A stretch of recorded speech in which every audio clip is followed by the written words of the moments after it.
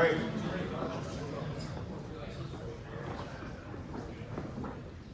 Got a couple more people getting a drink at the back, which is great. Welcome to the first annual Earned Your Stripes Awards. Woo!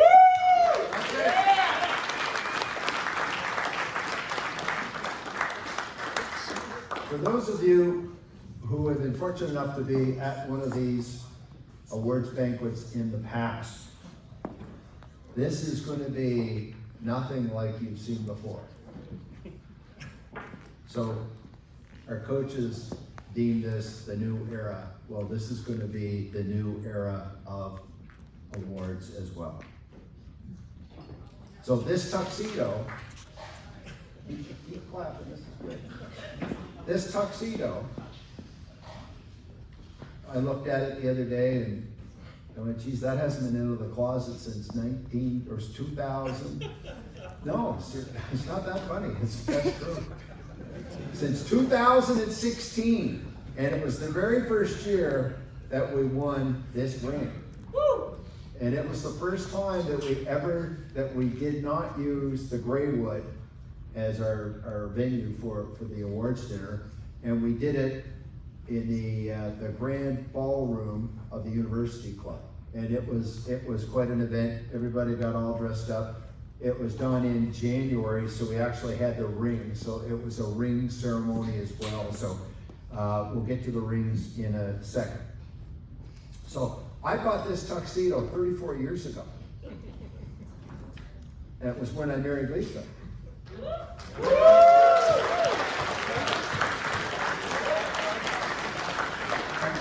I appreciate those applauses for me because she got tricked and I'm the winner in this one big time. So I was at the suit store. So Duggars used to be out in, where was it? Oh, Bears Road Shopping Mall. And I was buying a suit. And they had to buy a suit and get the next one for a penny. So I paid 1 penny for this tuxedo 34 years ago. And I thought it was time to bring it out because we're going to celebrate tonight with all these great awards. Now, it's a little out of style, but it still fits. So we'll go with that. So, guys, you may have heard me say over and over again, classy never goes out of style. Hey, who's in the sunglasses and the toque over there? That's for her. So classy never goes out of style. So our marketing team is actually, and by the way, we're taking this to a whole new level. Jaden is actually up in the booth up there if you're missing. Woo-hoo! Let's hear it for Jaden. So because we made the decision that we weren't going to live stream this event, that we're actually going to do a highlights reel and put it on YouTube, so that your mothers and fathers and your friends can all see this. So no F-bombs, okay? That goes for everybody. That goes for players, that goes for coaches, and me. So if you drop an F-bomb, you have to buy everybody around. So,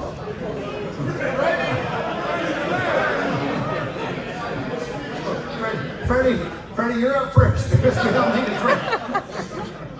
So, we've got lots of awards to give out and lots of people to recognize tonight. So let's get at it. First up, I don't know, has anybody here ever watched Monty Python? Yeah. Okay. And now for something completely different. I've got the shoes, I've got the dress that makes me a princess, I guess. So this is actually a new award called the Tiger Streak Award. We made it up this morning. I won't lie to you. This award celebrates the silly video that the marketing team with AJ and Kevin Dickens that 4 million people viewed. So we figured, you know what, things don't go viral that much, so at least we would celebrate that. Could Kevin and AJ please come to the stage? Woo!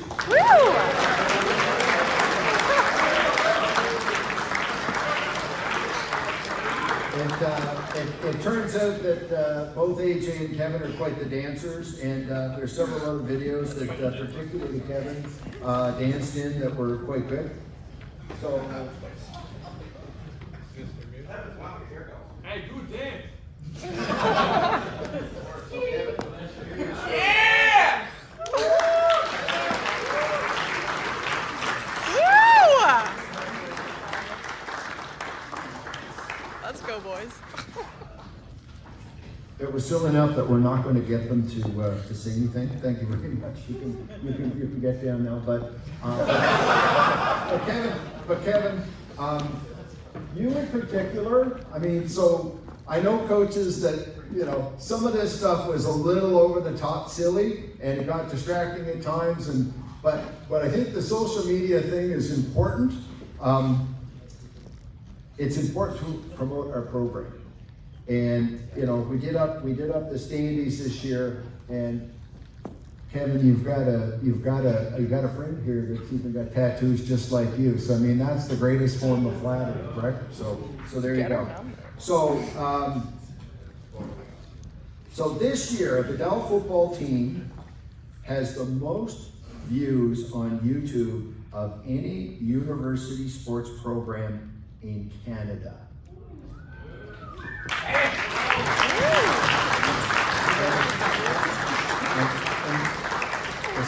The second point here is we are second for the largest number of subscribers, and that's on YouTube, right, JD? Woo! It's like James in the bathroom or something. Yeah. Okay. So we were only beaten by the most subscriptions on YouTube by the Rouge et Or Laval. But think about that, guys. Just think about that. So we had 916,000 Instagram views in 3 months, which is a lot of anything. So thank you, coaches, for putting up with this, and thank you to the players for reposting and leveraging all the fine work that Jaden and his team put together. You can clap it.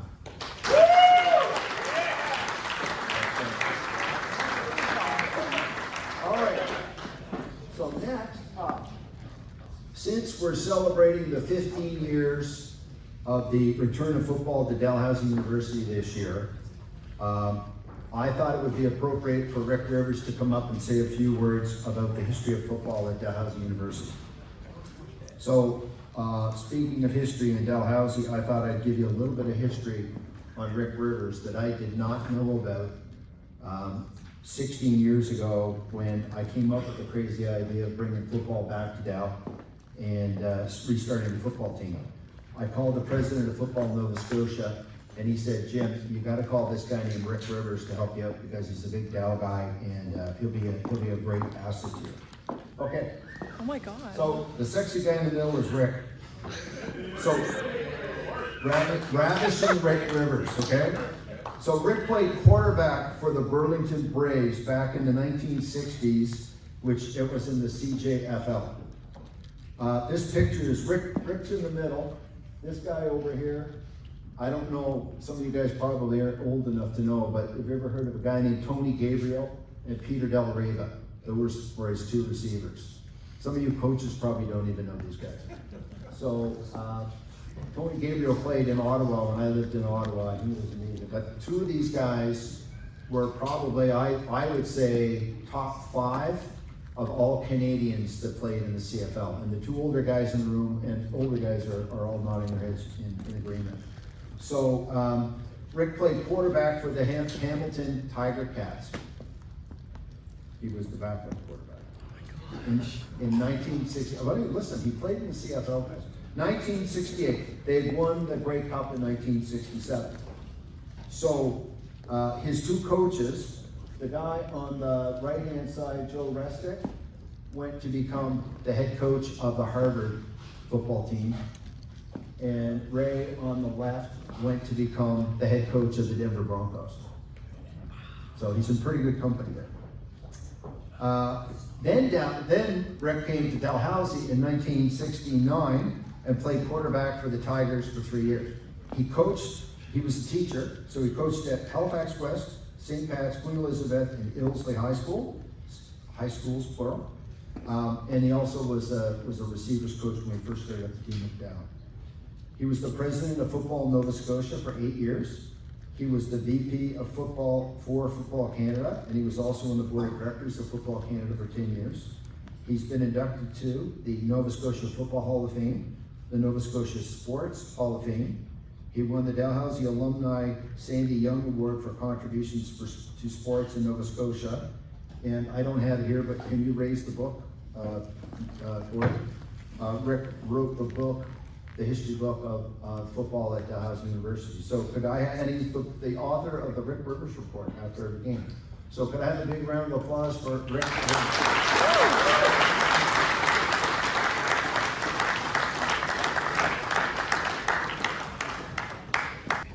Jim is always telling me I'm too gracious with the compliments that I give him. He's just overdone it with me. Thank you very much, Jim. Much appreciated. Now, Jim asked me to fill you guys in on what's happened here tradition-wise as far as the school is concerned in football. And I was, basically, I was born in 1946, and that's when Dal started to talk about football. And in 1947, they fielded their first team.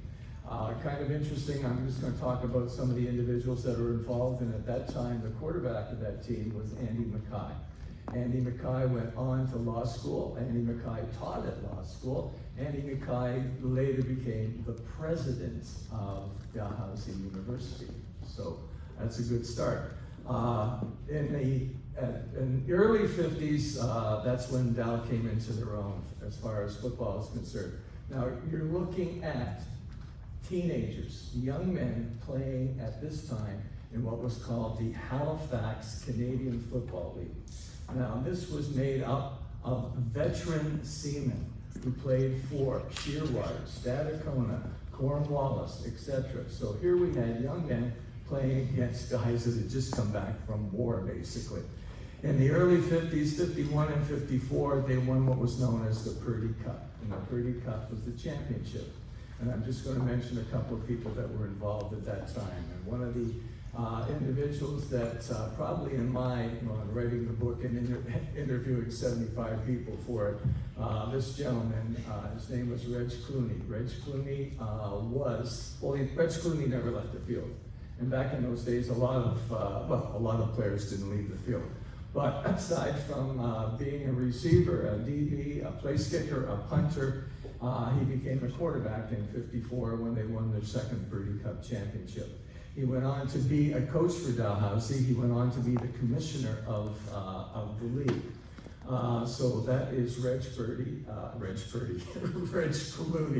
So this takes us into up into the 60s. Now the military teams are now leaving, and now we have what is called basically the Blue Nose Conference. And the Blue Nose Conference, when I played at Dalhousie, there were 7 teams in that conference, okay? And teams that were not in the conference, that left the conference eventually, where Dalhousie was the first to leave, and they left because of a money situation. They left because of, I hate to say this, but a faculty that was more British and Australian than North American. And they were very much into, they were more into soccer than they were into football. So when Dalhousie started football, basically rugby was the king, and rugby was left aside, and Dalhousie came into its own. So in the 60s, we had very good success. Back in those days, believe it or not, guys, there were no playoffs. There were 7 teams in the league, and if you finished first in the league, you ended up going to the Atlantic Bowl. And at that point in time, Dalhousie had never gone to Atlantic Bowl and never did go to Atlantic Bowl. So I'm just going to mention a couple of people that are very pertinent at that time. And one of them is Ted Wickwire. Now, Ted Wickwire is said to be, and I say this, probably the best quarterback ever to play for Dalhousie. Ted Wickwire, well, could have been, shall we say, Nova Scotia's Russ Jackson. Anybody know who Russ Jackson is? A couple of old guys. Yes. Well, Russ Jackson is probably the greatest Canadian quarterback to play in the CFL for the Ottawa Rough Riders at the time. So Ted Wickwire chose not to go to the CFL because he was a lawyer, okay, and he put law first. And as a result of that, of his accomplishments, the field that you're playing on today is named after Wickwire, Ted Wickwire. I'm going to mention another person that in the 60s was pretty dominant, and his name was Dr. Bill Standish. Anybody know here Dr. Bill Standish? Nobody? Okay, a few of you are shaking your heads, that's great. Bill Standish was a Climo Award winner. And it's very interesting to note that if you go through the list of Climo Award winners, and they started in 1949 and continued up, I'm going to continue up until basically till 1972. Of all those people that won the Climo, that's the best athlete at Dalhousie, 16 of them in that period of time were football players. A lot of them at that time as well played hockey or played basketball, something that you don't see nowadays. So Bill Standish, there's a building going up, and that building is called the Olton Standish Event Center, and that's named after Bill Standish. Now, let's get to what we're involved with here as far as elite players. Now, there have been numerous players that have gone on from Dalhousie for shall we say, tryouts in the CFL, and most of them talk about getting a cup of coffee, and that's basically it. But I had the pleasure of throwing to a tight end. I had the pleasure of throwing to two great tight ends. But this one at Dalhousie, his name was Brian Gervais, and Brian Gervais ended up playing 6 years as a tight end for the Winnipeg Blue Bombers at a time when they won a Grey Cup. So let's leave all the old stuff behind, and let's talk about what happened here for us to get involved. In 2009, what ended up happening is 3 teams from New Brunswick got together and formed the Atlantic Football League. A team from Moncton, a team from St. John, and a team from Fredericton. 2 of them were related to universities, the other was more or less a community team. So they played that first year. The second year, I get a call from this gentleman over here, who I have all the time in the world for. And he said, Rick, he said, I'm a businessman. I'm the president of the Dalhousie Alumni Association. I am on the board of governors at Dalhousie, and I want to see fun and football back at Dalhousie.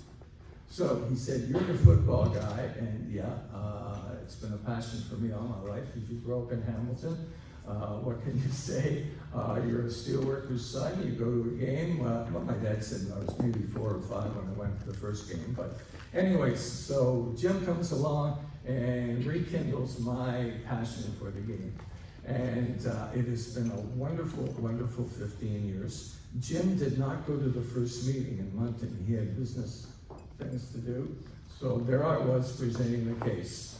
And the gentleman from Moncton was not going to let Dalhousie in the league. Why? Because we are not going to allow outside people to play. The mandate from the university as a club sport was for us to have all Dalhousie students, and that's what we had. And well, what can we say? I can say simply that the last 10 years that we've been involved in football have been, well, I'm going to use the word dynasty, because if you look at it, of those last 10 years, one was a COVID year, one was a year that we were not involved in the championship. We've won 5 championships, and we were runners-up on 3 occasions. The first year that we were in football, we thought we were going to go to the AUS shortly after that, because we were doing so well until the championship game. And we played St. John in the final at the Canada Game Stadium there.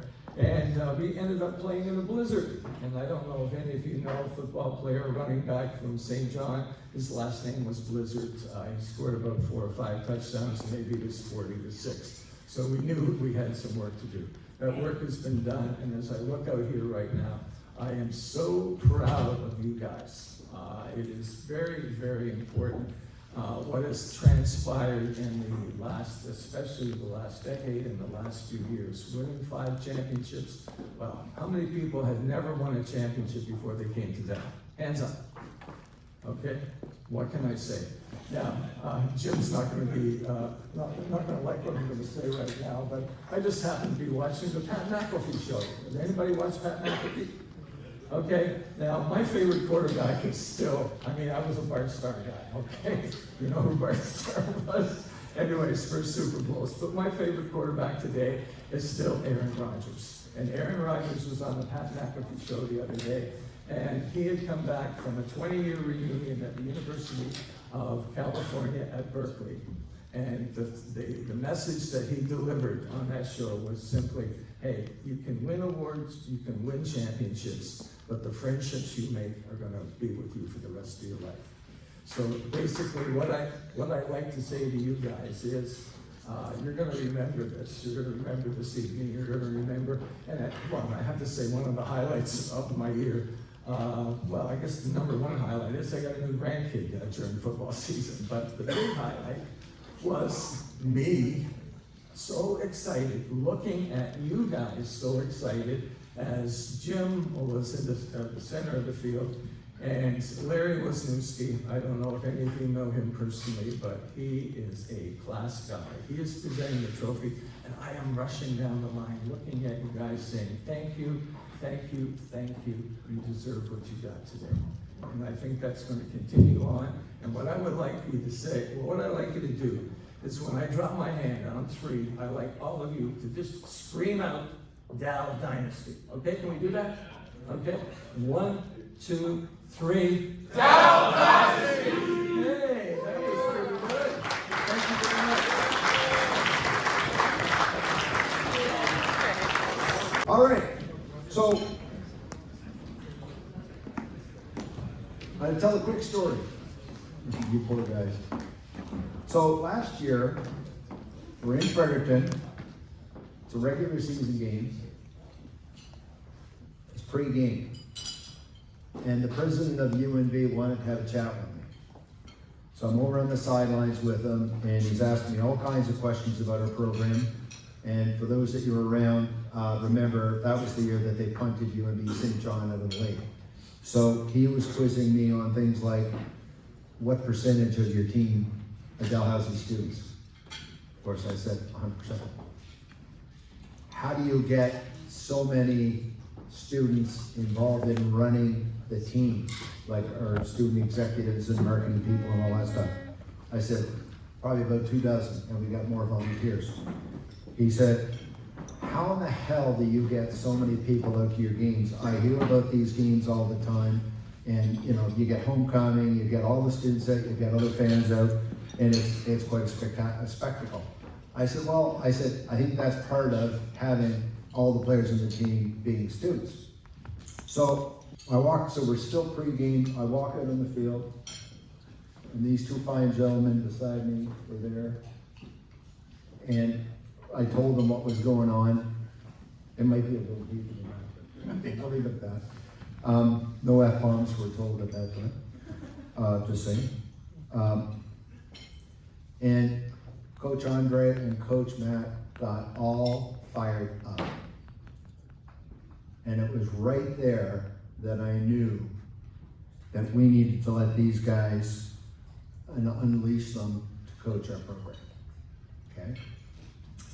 So this is kind of a culmination of shouting out to our coaches and thanking them for everything they do, and a combination of giving the coach of the AFL of the year to André, your head coach.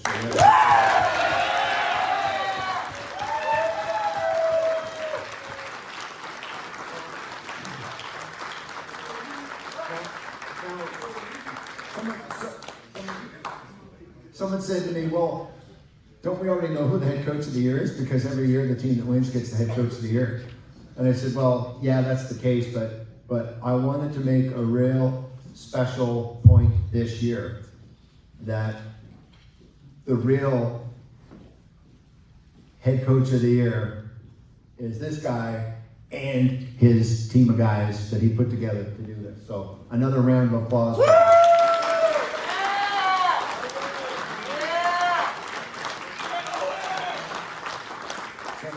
now this is a little bit more specifically about André, but I think you could probably say this all about his guys as well. Andre's a winner, okay? He surrounds himself with winners. He's organized, he's focused, he's determined, and he doesn't back down. He's a true leader. He and his guys came up with New Era, Earn Your Stripes, and a couple of other things that came along the way. You know, well, they walked the talk. They did it, and we won. Sir. But beyond the championship victory, there's much more that these guys did to put in place a solid foundation to make our program thrive in the future. And some of the highlights of last year that really hit me were, you know, they did year-end interviews with players, and I heard Freddie talking about that again with some of you guys at one of the tables. They did the high-performance weight room sessions and training programs, and they had the battalion competition, which I thought was just great. A couple of us conducted a strategic planning session to set the course for what we were going to do this year and into the future. We came up with the Academic All Stars, which I thought was absolutely brilliant. And I don't know if you read the Rick Rivers report about, I don't want dumb football players, I want smart football players, so thank you. And oh, by the way, an awful lot of these guys were academic All-Canadians when they played varsity football. So keep up the work on the field, but make sure you keep doing the classroom work. Spring camp, biggest spring camp we ever had. Endless recruitment. I know the time and effort that you put into it. Fall camp was bigger and better than we ever did before. An undefeated season. And the championship, we have to reset that, okay? So, he and his coaching staff did take us to the next level. André recently graduated from Dalhousie Law School. He's a Dalhousie alumni. We haven't had very many football coaches at Dalhousie that were Dalhousie alumni, which I think is really important. And he just turned 29 this fall. So, guys, your coaching staff isn't a whole lot older than you are. Yes, we are. Way cooler. So the point that I'm trying to make here is you don't have to have all the experience in the world. You just have to have the passion and the desire to do something. And that's what I saw in these guys. And this is the result. This is the result of all of that. Now you guys put in the work. And I remember when we were at the Braidwood after we won, and you know, you said this is all about you guys. Well, it's all about everything and everything that we do. It's all about everybody in this room. But yeah, a lot of this is on your coaches. So, André, you, my friend, have earned your stripes.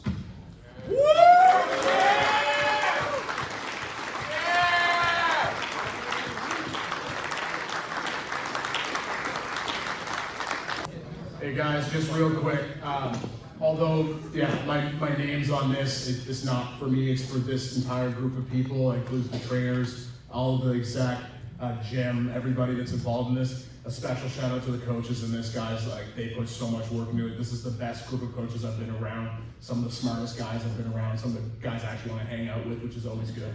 And the other thing too, guys, like we talked about a bit at the Greywood, but the fact that this team was so receptive of the changes that we made and the things that we put in place is a kudos to you guys and the leadership in this team, okay? We could have had a lot of adversity in terms of just setting a new culture, but you guys accepted that and made coaching this team extremely easy and a lot of fun, right? So it wasn't a pain in the ass to come to practice. I had a blast coaching you guys and excited for the future, okay? Appreciate you guys, thank you. So we have a drum roll.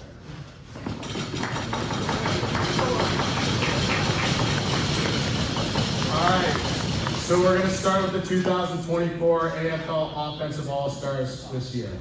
All right. So, first one up, we have quarterback Justin Vogels, number 2.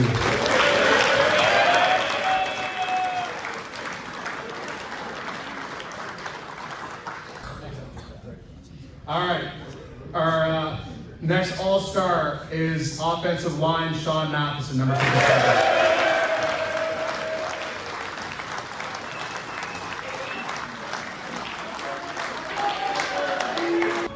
The guy's rocking J's like he's getting drafted right now. All right, next All-Star, offensive lineman Louis Facette.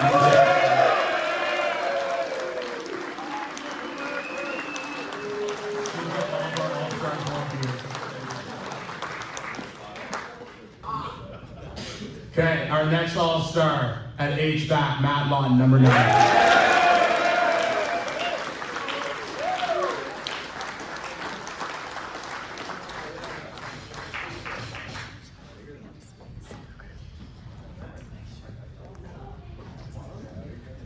Next one, running back, Caden Kwong, number 18.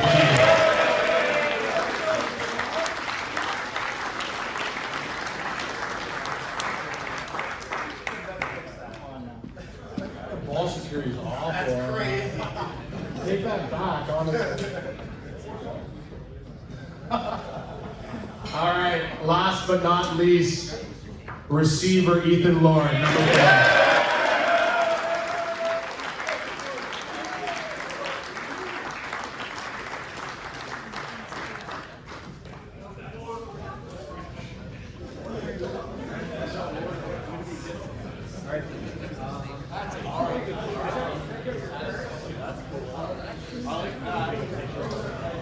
I can hold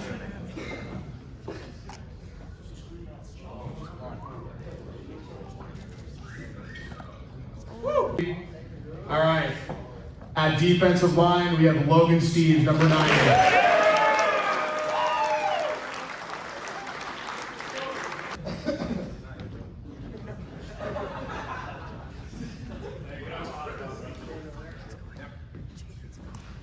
All right, next one at defensive line, Christian Riley, number 59.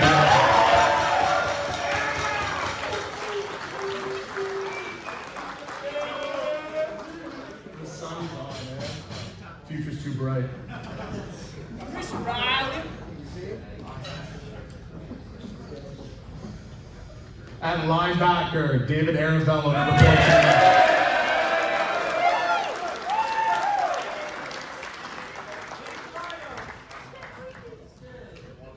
I heard he gives good haircuts as well.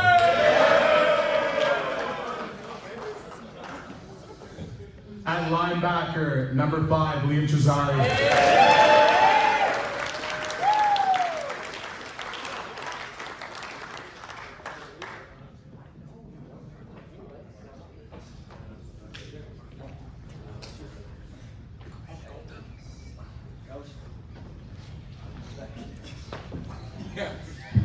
At defensive back, number 29, Matt Irvine.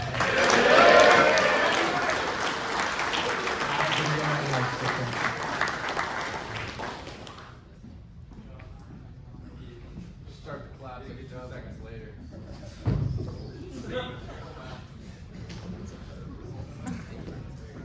All right, and last but not least, number 32, Kyle Merck.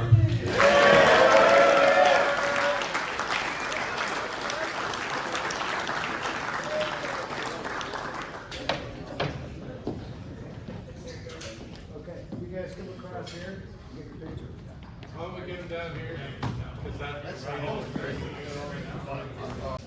Now, as you, congratulations, by the way, you can buy these trading cards outside after the presentation. Just kidding. If you sign them, they're your rookie cards, okay? So, we're going to do a shout out to our sponsors. Without our sponsors, we'd have to raise more money and sell more tickets or all kinds of things like that. So let's do a big shout out to all of our sponsors, starting with, from all, Irving Oil. That was the first team sponsor. Yeah! Dennis Cooper, the homecoming sponsor. Keep it social. Keep it social. Scotiabank. Final, the championship game. All right, King of Donaire. Prodigy Sport. Our favorite physio, Wayne Physiotherapy.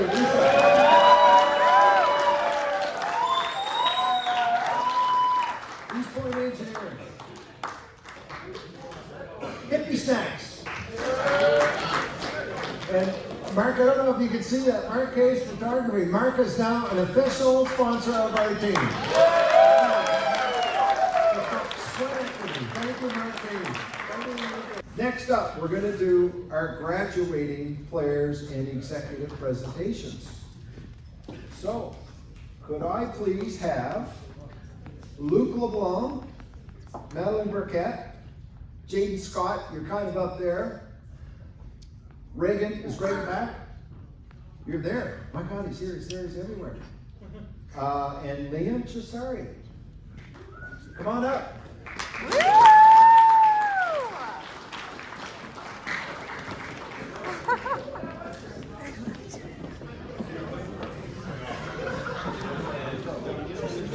But there he is. Come on up. Wait for him.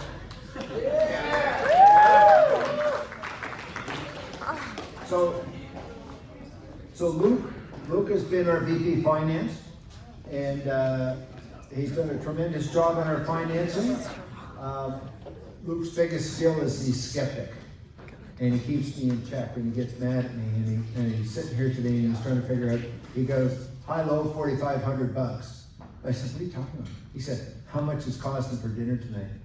I said, yeah, you're going to be about right, so that's good. Anyway, so he's graduating this year, and Connor Strample is going to be our VP Finance next year. Connor's been in AVP the last couple of years.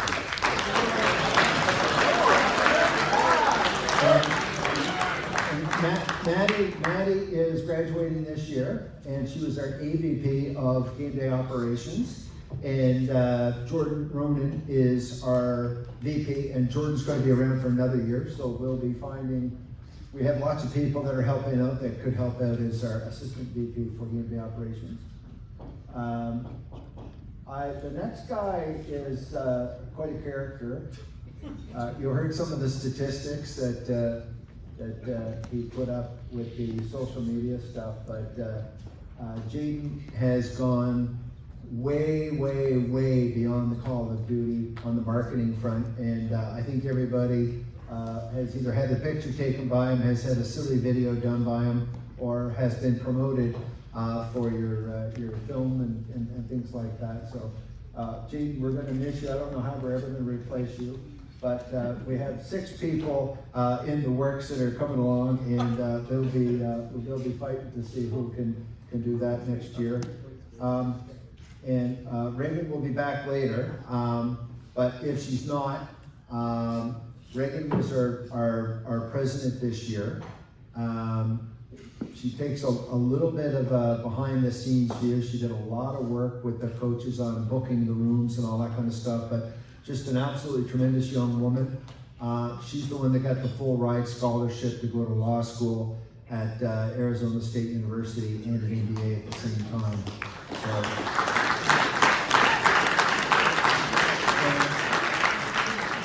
So she will be greatly missed, but our incoming president is Dante.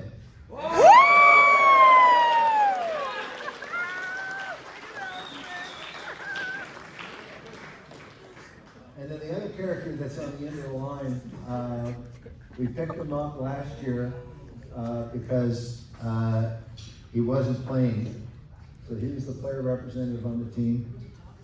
Coaches, yes, he's hard to handle. But like there's nobody, he's as enthusiastic in meetings behind closed doors as he is on the football field, so that can only be a good thing. So Liam, we're going to miss you on the executive, and you're also a graduating player, and we're going to miss you on the field as well. So let's give a big round of applause for the graduating executive. So now we're going to talk about our graduating players. So first up, no surprise here, Liam's already coming up on stage. I'm not going to give a big speech about each person, but I just wanted to, we talked about it before the game, after the game, and all that kind of stuff, but these 4 guys are people who are going to leave an impact on this program more than just their 4 years or 5 years here, right? So they're guys who have, you know, done tremendous things for this program. They're outstanding young men. They're guys who are the epitome of leadership. You know, I'll talk a little bit about it each. Liam is an absolute energy bug. Everything that Liam does, he does at 100 miles an hour. Sometimes, like Jim said, a little frustrating, but I'd rather pull a player back than to try to get them going. And Liam is a vocal leader, a guy that will do anything for his teammates, and we're going to miss him very much for this next year. All right? Yeah!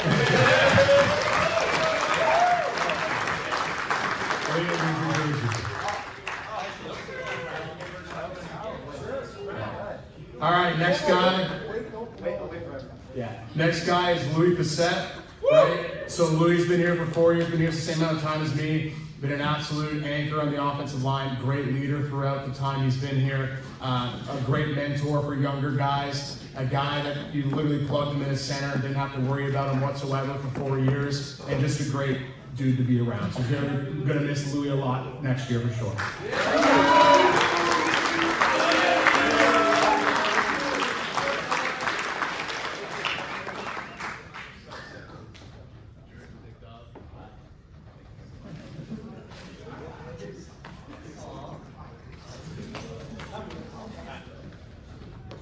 Okay, next guy, it's Ben Melanson, right? Ben is a guy that is the epitome of what a corner is. Confident dude, guy that wants to make sure that the ball's going towards him, a guy that is, you know, an ultimate competitor, a guy that is always going to be pushing other people to play harder.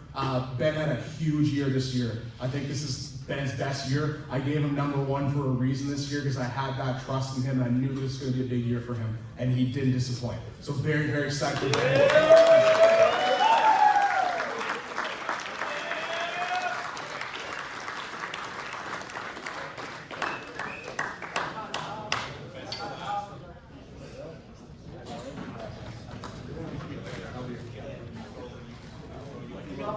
All right, last but not least, we got Christian Riley. Yeah! A guy that is a leader throughout the time he's been here, somebody who has unbelievable optimism to a point where I thought he was faking it when I started coming here first. Wanted to fight coaches at one point as well, so I'm glad we took care of that business. There you go, Matt. Yeah, but once again, absolute leader on the field, a guy that's willing to do whatever he can for our team. You know, all-star conversation was pretty quick when I mentioned Christian Riley's name. He's well respected throughout the league as well. So an unbelievable career here. Came in as a receiver, if you can believe that. That's crazy. But congrats, Christian.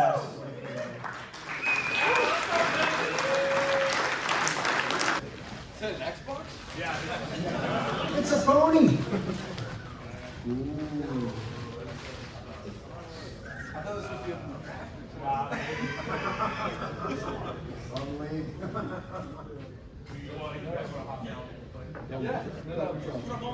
We're going to do some more shout outs.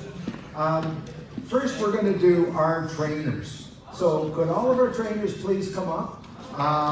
Brenna Worrell, Emma McNeil, Jess Goguen, Kylie Hendren, Brooke Romano, Lexi Gavsey, Haley McDonald, please. All right, so these folks, plus Dr. Casey Jones, Ferris Abdullah, our orthopedic fellows, our doctors, the orthopedic doctors had a great year this year with all of our scooter guys. Angus, and last but not least, Lisa. So big round of applause for all of our trainers. And I'd like to give a special shout out to the nurse who gave Luke Proctor a really big shot of morphine in the Fredericton Hospital when he broke his leg. That kind of took the edge off of things. All right, thank you. I cannot choose the trainer of the year because they were all very dedicated this was one of the years that on a Wednesday or a Thursday night, we still had 5 or 6 trainers sitting out waiting for business. So I can say that I can't choose one trainer that stood out. They all stood out. They were all stellar.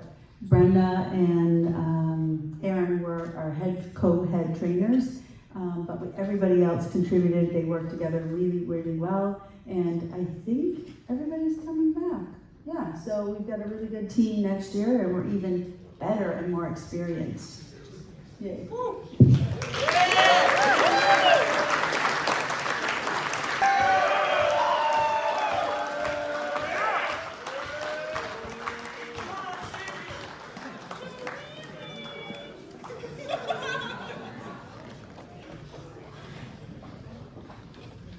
Thank you.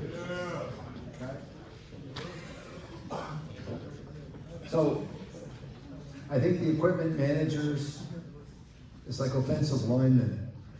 They're the most important group of people on the team and probably get the least amount of recognition. So all I want to do right now is you guys to go nuts for these 2 guys to put a lot of time and effort.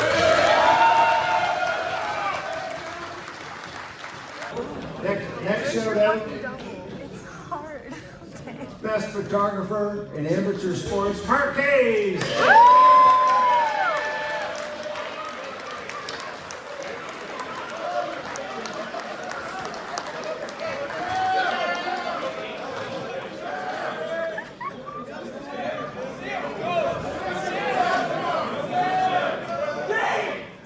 Next up, video people, Sam Deering and Dane Walker.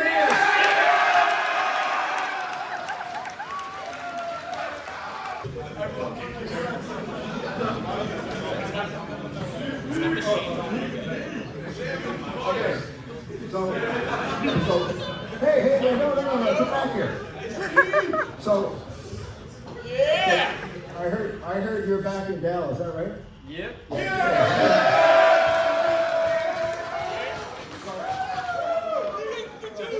I mean, look, these 2 guys, we couldn't get rid of them. They just kept coming around and around, and we gave them a video job and did a great job of it. So thank you. Yeah! So this next group of people are new to the football team. And it's our spirit crew. So could we please have Megan, Paisley, Ruby, and Jen come up? And you guys probably don't get to see that much because she's playing football.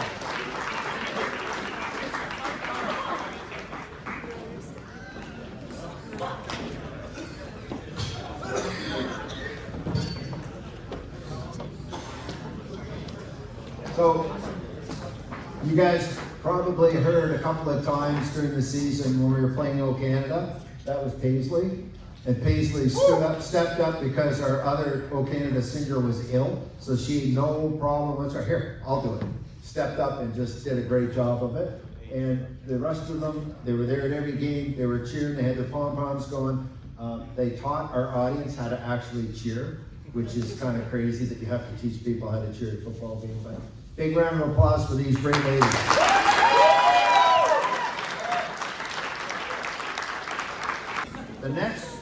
The next group, none of them are here, but they do our live stream. They actually do the commentary in the live stream.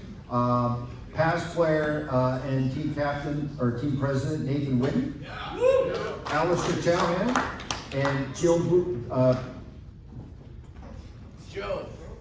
G, that's it. All right. The next group is the chain crew, which is effectively Max Parker's family. Last match. So Caroline, Parker, David, his father, JJ, his brother, Andrea connected, and there were 1 or 2 players that had to step in during the game. So big round of applause for the chain crew.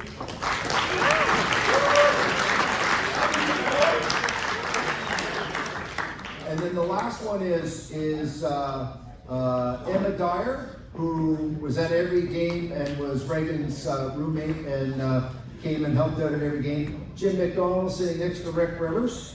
And if there's anybody else I missed, you're in the volunteer group, so that's that.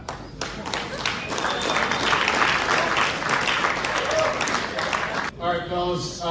So what we're gonna do next is gonna be a combination of team awards and league awards. So these are the major awards for both the team and the league. So first up is the special teams MVP, and Mike Bettle is going to present them.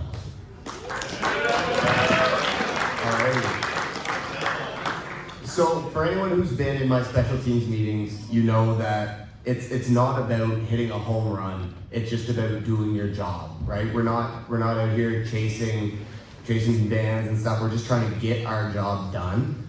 This player epitomized that. Like, he came, he showed up, he did his job. When I watched him on film, it helped me be a better coach. He did things instinctively that made it very, very easy to coach and adjust how we do things. There were a lot of guys here that I could have chosen, but this player was extraordinarily trustworthy. He was very coachable. I think he's due for a bigger role in this team very soon, and this year really was kind of his coming out party. When I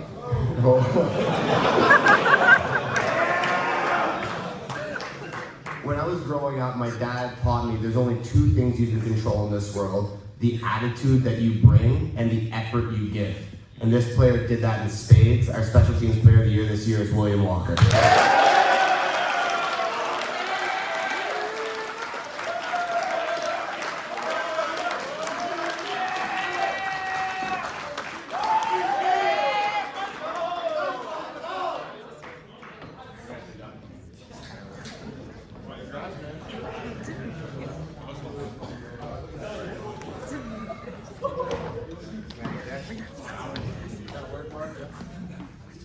So the next award is the O-Lineman of the Year for the team. Okay, so this player is somebody who, who is a man of few words. I would say I got no idea if he actually enjoys being around anybody, especially myself. But God, can he block? He's a great blocker. He is someone who worked his ass off to get to the level that he's at. He was not an offensive lineman when he showed up here. He was somebody I had to actually convince to play offensive line. I'm very glad that he agreed to do so. This is someone who probably was bored by the end of the year because he didn't get a lot of coaching points from me or Coach O'Neill, and Coach O'Neill has already told me that he wishes he was here to present this award, but I'm going to do my best for him. It's somebody who is consistent, someone who shows up every day, works, doesn't talk much, but is one of the best players that I've coached. A guy who everything that he's gotten, he's deserved from his effort. And that's something that when I think of guys that we coach here in this program, this is someone that I'm very proud of to represent this program and the efforts that go into this. And the fact that he came here from Prince Edward Island as a 9-man tight end, and now he's got opportunities to go play wherever the hell he wants to for money. So the offensive lineman of the year for the team this year is Sean Matheson.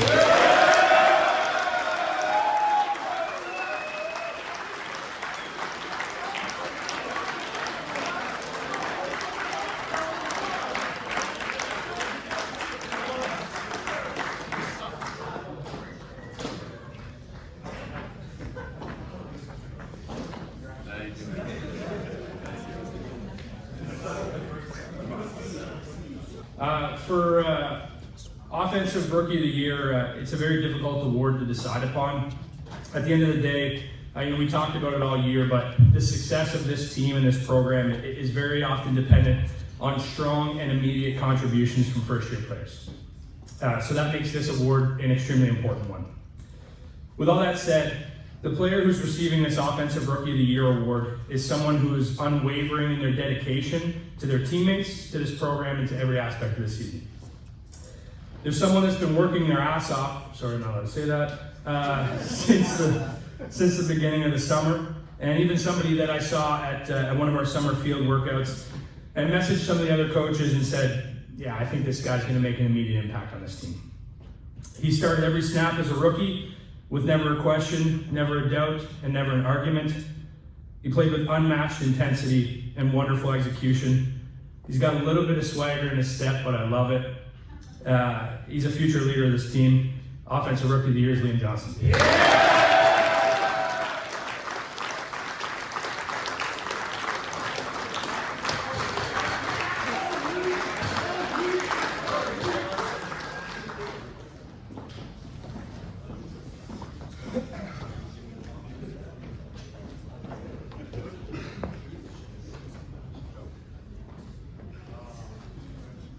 So I'm gonna go a little off script here for a minute since I have the mic. First of all, nice to see everyone. Obviously we're here, we're handing out awards to individuals, but I just wanna thank all the people that helped this happen off the field, from exec to sponsorship to trainers to the coaching staff. It's been, honestly, couldn't have went any better. It was an awesome experience as a first-year coordinator. So, secondly, the guys that are winning the awards, super well deserved. You guys are all ballers. You guys all earn these awards. We're also able to give awards out to individuals because of everybody that doesn't win an award. It's a team game. If it wasn't for the scout team guys or the guys that never put a jersey on, that never dressed, if it wasn't for those guys and showing up every day and the effort that they put in every day, we would not be handing out awards. So if you're not winning an award, if you are not winning an award today, it doesn't mean you are less valuable than an award winner. You are just as valuable, if not more. So that's it. Yeah.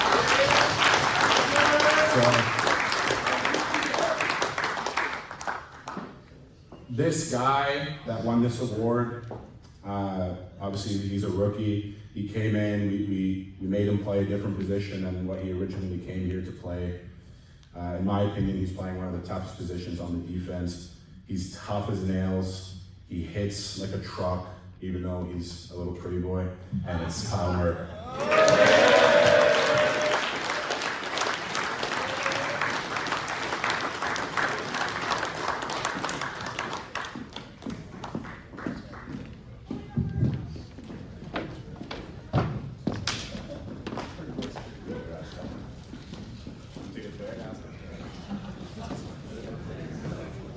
Take a pic.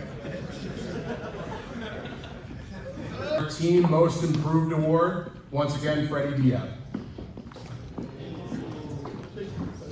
No, they say, ooh. So, this player, I'll be very upfront. At this point last year, if you were to ask me what I thought about this guy as a person, I'd say I loved him. But if you ask me what I thought of him as a football player, I would probably say he's a liability on the field.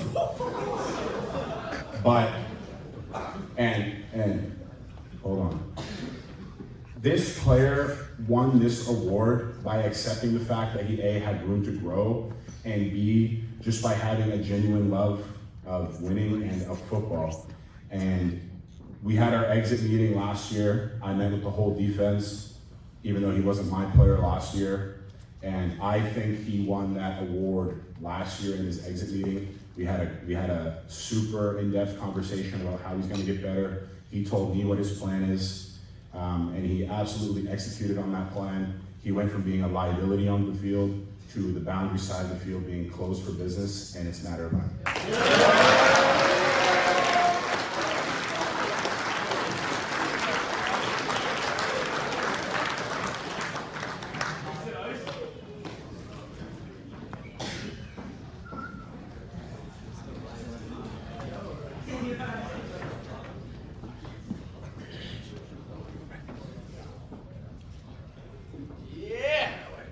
All right, so the next award is Team Comeback Player.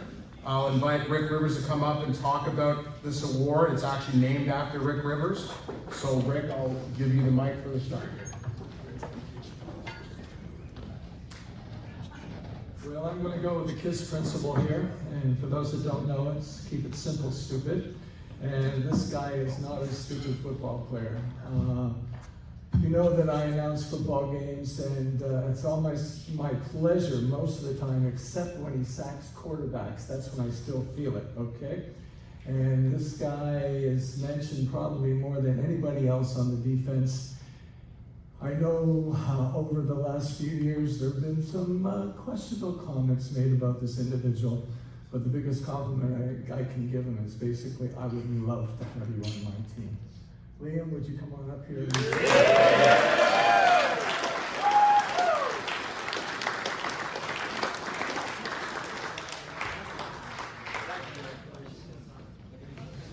Yes, sir.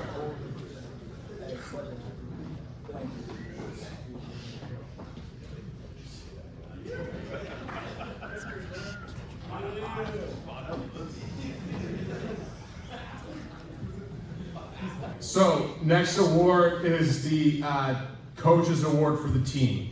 I'm going to present this one. So this guy is somebody who, yeah, I mean, I said it in a team meeting before, but if I could have 100 of this player on my team, I would sign up for it. He's a guy who, you know, signed up to play a position halfway through the year. We had some injuries at a spot. We said, hey, can you come and play on the other side of the ball? Did not hesitate once. Never asked, never said anything in terms of negative about it. Embraced it, asking for the playbook, asking for what things that he could do to be better.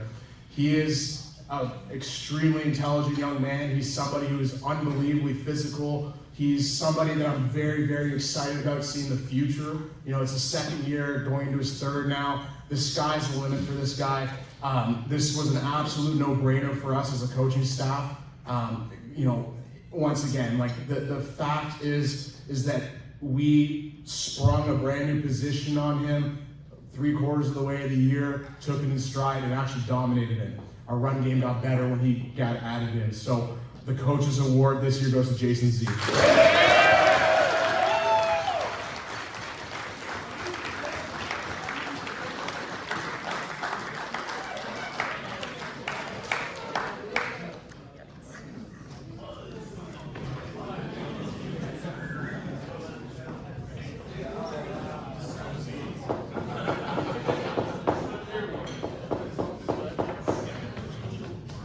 This award is the Team Leadership Award, named after our very own Jim Wilson. I'm going to invite Jim to come up as well and help me out with this one. Okay, I'm going first. So, the award winner this year, once again, the great part about this team, guys, is that it could have been, I'm going to echo off what Freddie said, the amount of leadership and the amount of guys that deserve awards in this room is unbelievable. This is a great team. You guys are a bunch of studs, honestly. This guy differentiated himself in terms of his leadership, not only on the field, but off the field. Helped us develop a strength and conditioning program. You know, is a first guy in, last guy out mentality throughout his time here. Has improved tremendously since he's been here as well. A true leader on this team in terms of everything that we look for. Somebody that, you know, if I was to say name it, like the Dow Tiger on your team, that's the guy that I would name. So I'll let Jim announce it and maybe say some more words, or is that what you want to do? Nah, cool. Sam Martin.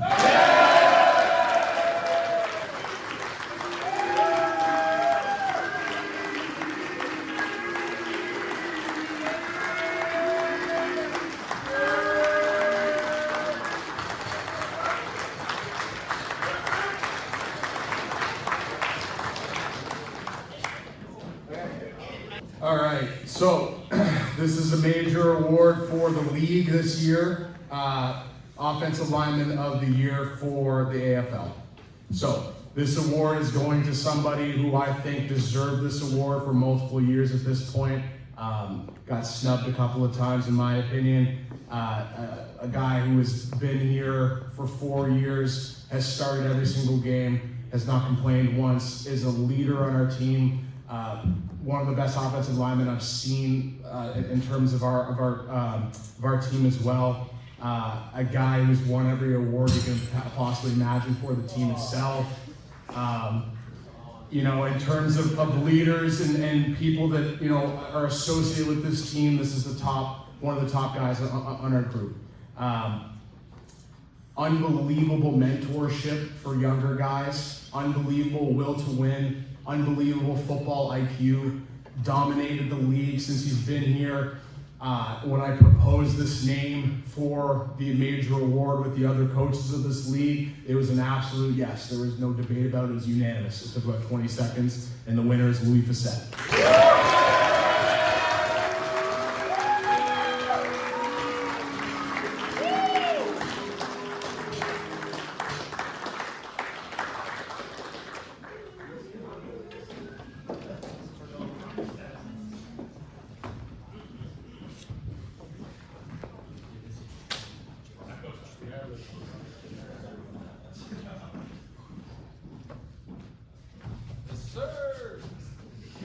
I honestly Can't say enough good things about this guy. I love who he is as a person, on and off the field. I believe he's made me a better person and a better coach. He plays with an intensity and a passion that you can only dream of having in a guy that plays this position.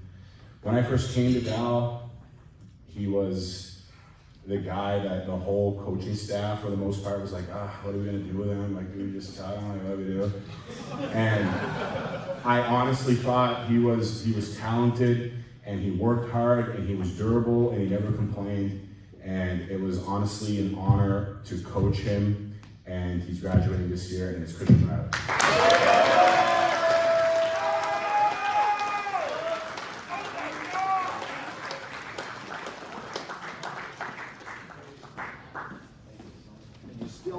Around. Yeah, first year.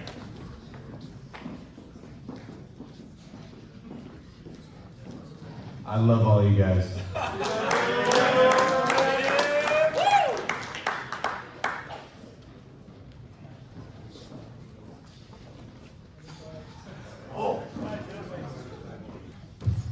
Yeah, it was a great year all around. I honestly loved every second of being a part of the staff and part of this team, except for like the 15 minutes where this guy was like injured on the sideline during practice randomly. He's a great person. He's a solid player. He's super durable. He's extremely talented. In my opinion, he is undisputed the best defensive player, obviously on this team and in this league. And there's no question in my mind, from Rookie of the Year to now league and team defensive MVP, it's Logan Steves.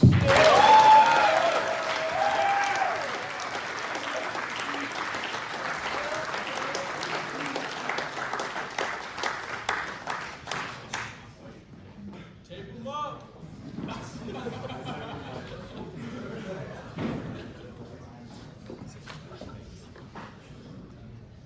All right, for the team and league offensive MVP. In order to be an offensive MVP, this team and the league, a player has to demonstrate not only superior performance on the field, but also the ability to rally their teammates and be a difference maker and leader on every snap. That's a tall order. In the case of this award winner, they did all of this flawlessly. They even influenced their coaching staff and the play calling in a significant way. This player came to this team with hurdles to jump over and did so like a veteran. They commanded the offense, they dialed in the team when we needed it the most, but most impressively of all, they led this team with a relentless pursuit of greatness. I can't forget after the second game when he called me over, called his own shots in the dying seconds of the game, and then called me over, made it happen, and proceeded to tell me he should just call the plays for the rest of the year. And you know what? Maybe he's right. 94 for 143, 1,276 yards, 11 touchdowns passing, 277 yards rushing, 2 touchdowns, all in 5.25 games. Wow. Our only regret this year, and scratch golf for you. Our only regret from this year as an offensive coaching staff is not letting this guy sling the ball a little bit more. He deserves this award like no other. We're fortunate to have him on our team as a player and a leader, and that's Justin Vogels.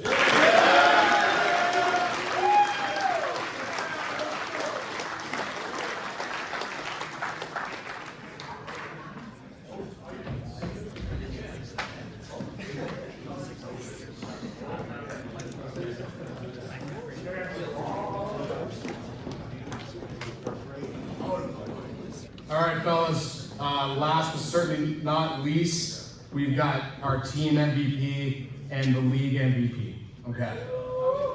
So, for this one here, got a couple numbers here, so I'll make sure I don't butcher this one too bad, but fellas, when I think of this player, I think about why I love coaching here. This is a guy that was barely recruited out of high school, a smaller dude who, you know, he played very well, but wasn't getting the love he deserved. And I'll tell you one thing, we love this guy. And if nobody else wants him, trust me, we want him. This is the guy that, you know, I'm excited to build the future of this program around. Somebody who is, you know, not a talkative guy, a lead by example guy. A bit of a story during training camp. You know, I sat in mostly the offensive meetings, but as a head coach, I was like, well, I might as well sit in one of the defensive meetings and act like I like those guys too. So sat in on Freddie's defensive meeting, which, you know, sounded more like a dictatorship meeting, but I love it. But, you know, the one common theme throughout this was the same player's name about 100 times, right? So I was like, damn, this guy's actually the boogeyman. Like, legitimately is the boogeyman of this team. When I had to call with the other coaches of this league, it was an absolute, like, I didn't even nominate him. I didn't even get it out of my mouth by the time another coach had nominated him for the league MVP. He had 46 catches, 578 yards, 10 touchdowns in 5.25 games. That's about 13 yards a pop every catch. Yeah, man, I cannot say enough good things about him. He's a hell of a leader. He's somebody who has worked his ass off. He's gotten bigger, faster, stronger. He's somebody who is unguardable, honestly, and we're blessed to have him on our team, and that's Ethan Moore.